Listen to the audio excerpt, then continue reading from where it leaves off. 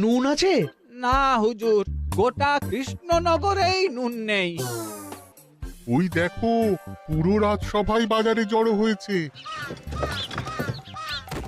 সন্টামনা সন্টু মন্টু এ আবার কি বলছে রে বাবা? সন্টামনা সন্টু মন্টু অর্থাৎ জনগণ শ্রবণ করুন। নান্টু কান্টু নুন কিনিবেন আন্টু আন্টু আসুন আসুন। আমার আমার এক সের নুন লাগবে। সেন্টু অবশ্যই 100 লবণ 10 মোহর।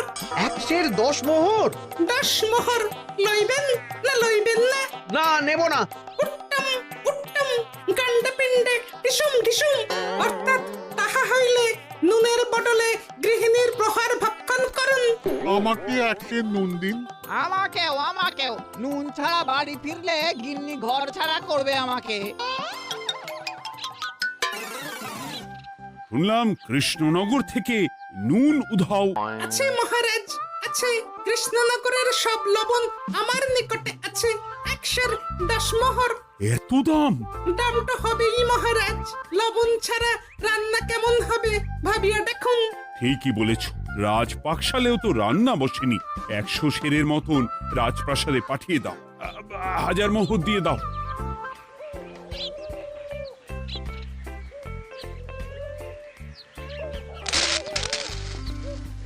ব্যাস 1 বস্তা মোহর হয়ে গেছে। গোপাল? হ্যাঁ মহারাজ, গোপাল যে 4 ঝুড়ি ধুলো থেকে 1 বস্তা মোহর রোজগার করেছে। ইয়া বাত! চলো রাজসভায়, পুরো গল্পটা শুনতে হবে। সকলেই এসো তাহলে রাজসভায়। কিন্তু মহারাজ, যারা বাজি হারলো তাদের তো চাকরি গেছে, তো তারা রাজসভায় যাবে কি করে?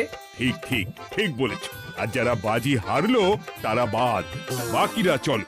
এই সেরেছে, গোপাল তো আবার বাজি মেরে দিল। ও মহারাজ, আমাদের দেখুন।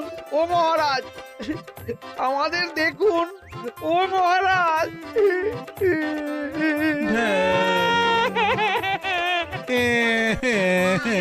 হ্যাঁ